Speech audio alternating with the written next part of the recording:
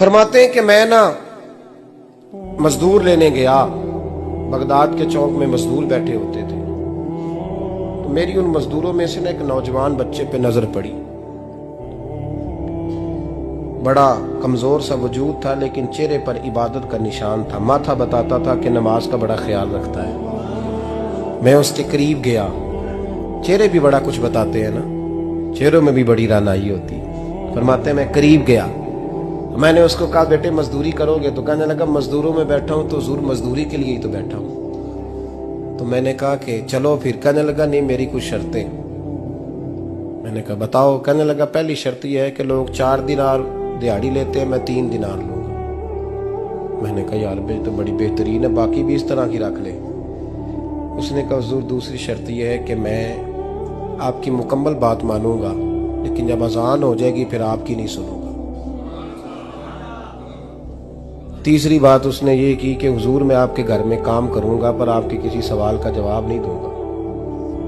कहते मैंने कहा यार तू बड़ा अजीब है, शर्तें तो मालिकों की होती हैं। कहने लगा जी बहरहाल मैं शर्तें लगा के जाता हूं। फरमाते मैं उसे घर ले आया, काम मैंने उसको बताया, तो जो काम मजदूर सारे दिन में करता है ना उसने 2 घंटे में ही कर दिया। हमारे मजदूर सिगरेट पीने में भी तो आधा घंटा लगाते हैं, वो चाय पीने जाए तो पौना घंटा वहां। उनको भी तो दयानतदारी करनी चाहिए कि नहीं करनी चाहिए? ने मुआहदा किया है ना जी, तो पूरा उतरना चाहिए ना। कहते 2 घंटे में। अब काम जब बंदा शुरू कराता है तो काम और निकल आता है। कहते काम मैंने उसको और बता दिया, वो करने लगा। उसने मिट्टी निकाल के रखी थी बाहर रास्ते में, तो अजान हो गई जोर की। उसने वहीं कुदाल छोड़ी कही और चलने लगा। तो मेरा बेटा कहने लगा इसको जरा बराबर कर दो। कहने लगे चुप कर जा, तेरे बाप से बात हुई थी, जब अजान होती है तो मैं किसी और की नहीं सुनता, सिर्फ अल्लाह रसूल की सुनता हूँ। कहते मस्जिद चला गया, नमाज पढ़ के आया तो दोपहर का वक्त था। मेरी बीबी कहने लगी इसको को खाना खा ले। कहते हमने कहा खाना खा लो, तो कहने लगा मैंने रोजा रखा, रमजान भी नहीं था, नफली रोजा रखा हुआ। फरमाते हैं शाम हुई, मैंने 3 दिनार दिए, तो मैंने कहा तेरा नाम क्या है? कहने लगा मैंने आपसे कहा था मैं किसी सवाल का जवाब नहीं दूंगा। कहते वो चला गया। अगले दिन मैं फिर लेने गया उसे, काम कुछ और निकल आए, तो लोगों ने बताया वो सिर्फ हफ्ते वाले दिन आता है। मैंने कहा क्यों? कहने लगे जी वो कहता है मेरा हफ्ते का खर्चा 3 दिनार है, जब 3 दिनार कमा लेता हूं तो बाकी सारा टाइम अल्लाह रसूल की जिक्र में गुजार दिया करता हूं।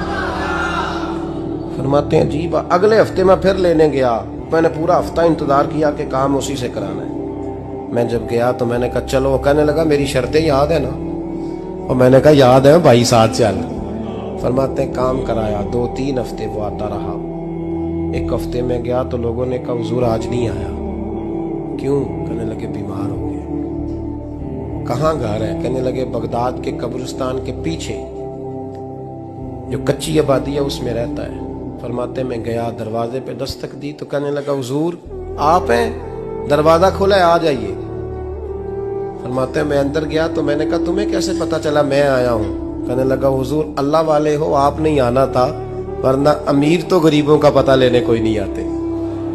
कहते मैं करीब गया तो कहने लगा मैं आपका इंतजार कर रहा था, तेज बुखार है, तप रहा। जेब से कुछ पैसे निकाले, कहने लगा ये पैसे रखने। एक अंगूठी निकाली,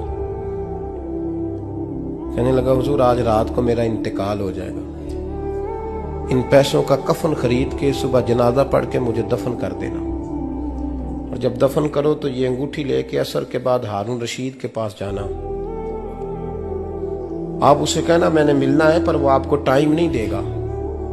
आप उसको आवाज दीजिएगा कि तेरी एक अमानत है मेरे पास, फिर वो आपसे मिलेगा तो अंगूठी दे दें, फिर आप मेरी तरफ से फारिग हैं।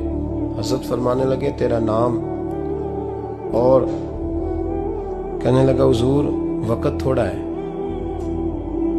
आज रात मैंने जाना है, बड़ी लंबी माफी मांगनी है रब करीम से, अगर मुनासिब समझे तो मुझे अपने रब से तन्हाई कर दे। फरमाते मैं आ गया पर उसकी बातों ने मुझे सारी रात सोने नहीं दिया। फरमाते सुबह बड़ी मुश्किल से सूरज निकला, मैं गया दरवाजे पे हाथ रखा तो दरवाजा खुला हुआ था। अंदर दाखिल हुआ तो खुशबुएं मेरा इस्तकबाल कर रही थी। जब चेहरे से कपड़ा हटाया तो उसका तो इंतकाल हो चुका। इंतकाल हो चुका है, ऐसे है जैसे किसी का दीदार करके सोया। कहते मैं तो 2 आदमी ले गया था जनाजे पे, पर पता नहीं दुनिया किधर किधर से आई, कहां से। अखां जदों मीटियां जमाना मैनू रोवेगा, अपना ते अपना बेगाना मैनू रोवेगा। फरमाते हैं मैं तो 2 बंदे ले गया था, पर पता नहीं मखलूक कहां से आई। जनाजा पड़ा, दफन किया। हारून रशीद के पास में असर के बाद गया, मैंने बुलाना चाहा पर बादशाह था, मेरी तरफ देखा ही नहीं। मैंने उसको कहा तेरी ये कमानत मेरे पास है।